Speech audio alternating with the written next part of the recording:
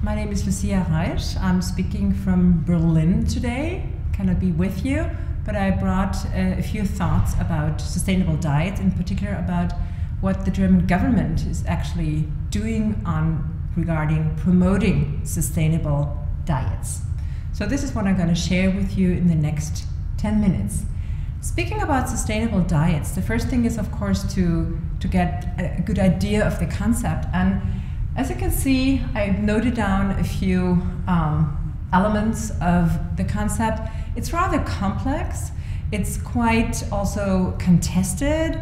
There are some goal antinomies in it. For instance, high nutritional value, safe in production and consumption, research and energy saving, minimizing external effects on soil, water, biodiversity, climate, waste avoiding in both production, transport, and consumption.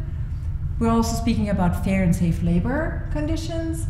It should also be affordable, accessible, and available to all the layers of society. It should also, that's a more general element, support rural economies. And it should safeguard the diversity of local cultural structure. Last but certainly not least, it should be animal friendly and, at least in a German context, GMO free.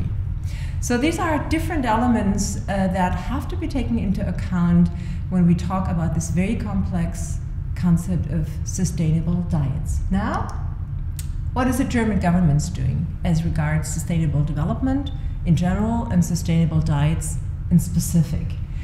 We do have a quite high-level governance of sustainable development. There's the Green Cabinet, which is formed of the state secretaries from all the different departments. It's headed by the Federal Chancellor's Office, actually the Chancellor, and it's out there since 2000. Also, there's the National Council for Sustainable Development, where I'm happy to be a member of. And this council has developed a quite complex, multidimensional sustainable development strategy. The first one was launched in 2002. It is continuously reviewed and also amended by a biannual progress report. And it is also monitored, and I think this is something very specific to the German sustainable development strategy. It's monitored by an international independent peer review group of 8 people. And this is also done regularly, the last time in 2013. So there's an external review. And this is very helpful because if you do and work to promote a sustainable development strategy, it's very easy to get kind of, lock in. And so external perspectives are very helpful.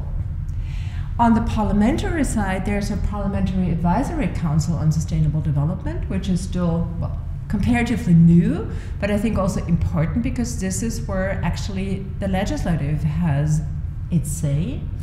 And there's also a general sustainability audit and impact assessment regulation, ex ante and ex post. And this is not just on the federal level, it's also on the level of the Länder, the individual states.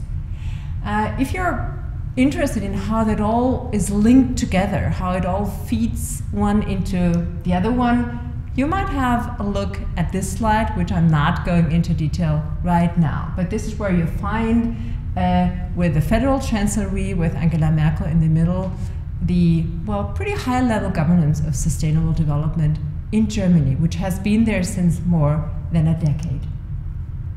Now, when we speak about sustainable diets and specifically, we should have a look at the 21 indicators of the Sustainable Development Strategy. And I just picked a few of them because that shows priority areas. For each of those priority areas of sustainable development, there are a few indicators and indicator sets. As regards sustainable diets, as defined in a very broad way, as we saw in our first slide, this is one of the priority areas is healthy and sustainable lifestyles, which is not just about food, but also about food. It's about sustainable agricultural policy that also includes consumer policy, sustainable water resource policy, healthy soils, a cut on land use, and also, that's more an instrument education for sustainable consumption and production. So these are the priority areas I picked from the National Sustainable Development Strategy that directly feed into promoting a more sustainable diet. What we also have, and that links to the education and information for consumers, is a so-called sustainable shopping basket. And the sustainable shopping basket is an information tool that shows labels, products, actions as regards the most sustainable type of production in the different consumption fields, which is travel, investment, but also food. This is how it looks like, the sustainable shopping basket. It's out there already since 2003. And you can see that it is also used pretty widely. It is also known pretty widely. And the nice thing is that it used to be a little booklet, and these days there's also a mobile app that you can use, that consumers can use while actually doing their shopping. So they can go and check, what does that label actually tell me? Or they can go and check, what are the 10 most sustainable choices for whatever, yogurt. So a very practical hands-on guide. So this is also one of the well-developed instruments developed by the Sustainable Development Council. When we look at the scope and the reasoning of sustainable food policies in Germany, let me flag a few issues. First of all, there is not one coherent food strategy, and also not one coherent sustainable food strategy, as for instance in France. We do not have that yet.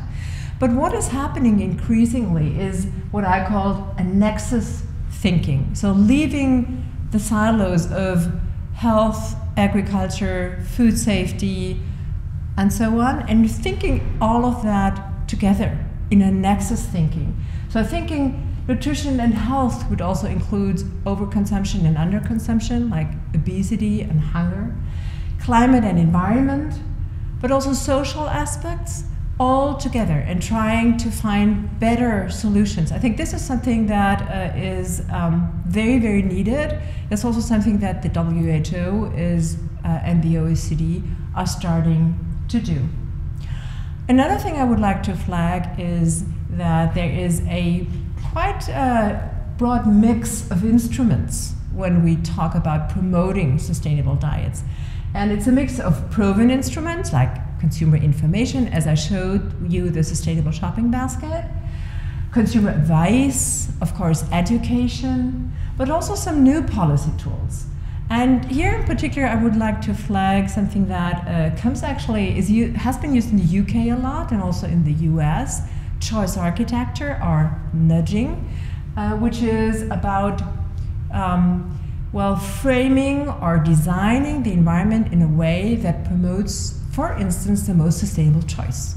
So using the WHO slogan, making the healthy choice the easy choice, we could say here, making the sustainable choice the easy choice. So we're talking about, for instance, defaults or framing or healthy canteens, stuff like that. I brought a slide with the 10 most effective nudges that are used these days. In Germany, there is currently a nudge unit being institutionalized in the Chancellery that will take up work early 2015, and they will look into such nudges that might help also support a more sustainable diet. So each of the departments in German policy is asked to come up with ideas how to use behavioral economics and use nudging into making their own policies more effective. And luckily we do have the author of those 10 most effective nudges, which is Karl Sandstein, with us tomorrow here in Berlin in the ministry to give us advice.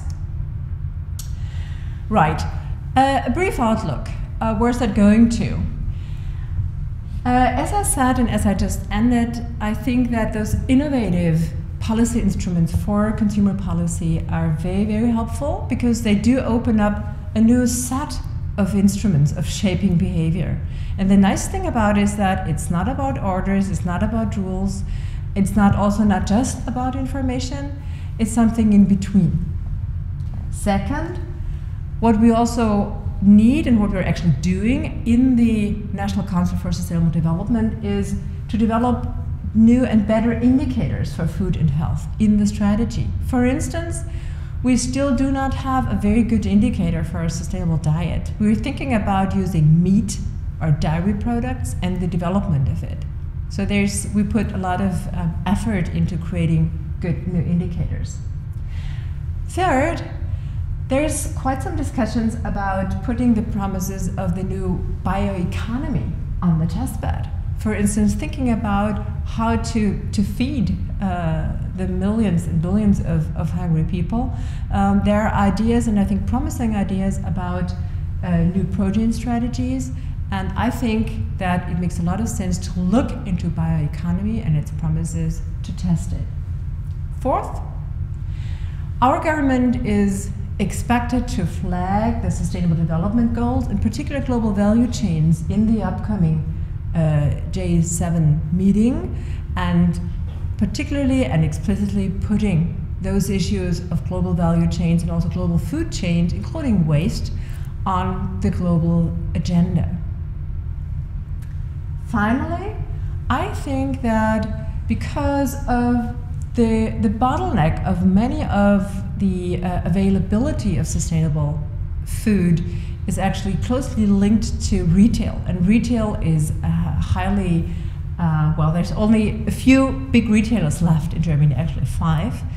So I think there's a very good reason to start a dialogue, a very open dialogue with retail and with businesses to think about how to promote a more sustainable diet. And actually, German retailers are pretty open and are trying out new things and are experimenting with, well, from nudging to labeling to education campaigns, to team up with policymakers to, well, support sustainable diets.